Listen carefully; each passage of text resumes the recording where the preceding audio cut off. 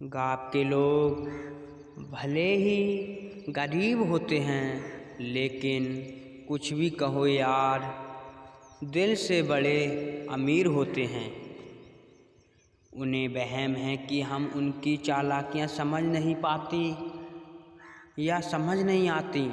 हम खामोशी से देख रहे हैं उन्हें अपनी नज़रों में गिरते हुए। टाइम मिलने पर बात करने में और टाइम निकाल कर बात करने में बहुत फ़र्क होता है साहब। बड़े ही अजीब हैं इस जहाँ के लोग। खुद की ज़िंदगी में क्या हो रहा है इसका कुछ पता नहीं रखते, लेकिन दूसरों की ज़िंदगी में क्या हो रहा है इसकी खबर पूरी रहती है, अर्थात होती है। एक बात हमेशा याद रखना जनाब, जो इंसान दूसरों की बातें तुम्हें बताता है वो तुम्हारी बातें भी दूसरों को बताता होगा। कितना कमा लेते हो ये सब पूछते हैं, मगर कैसे कमाते हो ये कोई नहीं पूछता है, अर्थात नहीं पूछता। ज़िंदगी बहुत कुछ सिखाती है, थोड़ा रुलाती है, थोड़ा हंसाती है। खुद से ज़्यादा किसी पे भरोसा मत करना, क्योंकि अंधेरे में तो परछाई भी साथ छोड़ जाती है। कभी मौका मिला तो हम किस्मत से ज़रूर शिकायत करेंगे, क्यों छोड़ जाते हैं वो लोग जिन्हें हम टूट कर चाहते हैं। कर्मा से यानी कर्मा कहता है उस खिड़की को बंद करना ही बेहतर है जिससे हमें दुख हो रहा हो, भले ही खिड़की के बाहर नज़ारा कितना ही सुहावना और मनमोहक ही क्यों ना हो।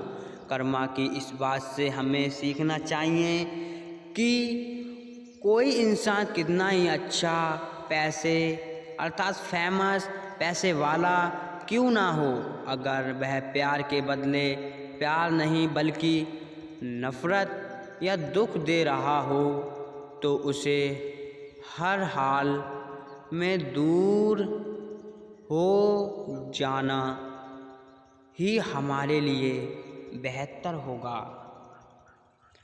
जो खुद जलकर दुनिया को रोशनी दे,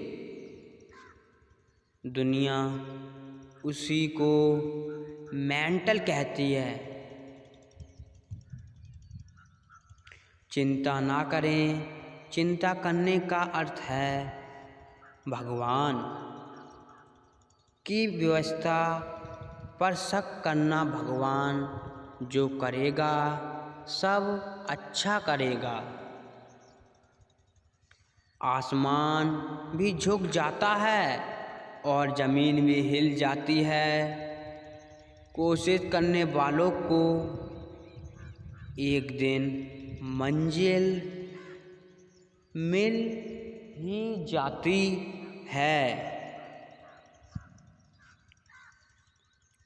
आंधियाँ हमेशा चलती नहीं, मुश्किलें सदा रहती नहीं। मिलेंगी तो मंजिल तुझे तेरी, तू ज़रा कोशिश तो कर के देख। एक दिन ऐसा होगा कि मंजिल खुद आपके पास चल के आएंगी तेरे। जिनके इरादे मेहनत की सहाय से लिखे अर्थात लिखे होते हैं, उनके किस्मत में पन्ने कभी खाली नहीं होते। कर्मों से डरिए, ईश्वर से नहीं। ईश्वर माफ़ कर देता है, कर्म माफ़ नहीं करते। मोह खत्म होते ही खोने का डर भी निकल जाता है। मोह खत्म होते ही खोने का डर भी निकल जाता है। चाहे दौलत हो, वस्तु हो रिश्ता हो या फिर जिंदगी, एक जैसी ही दिखती थी माचिस की वो तिल्लियाँ।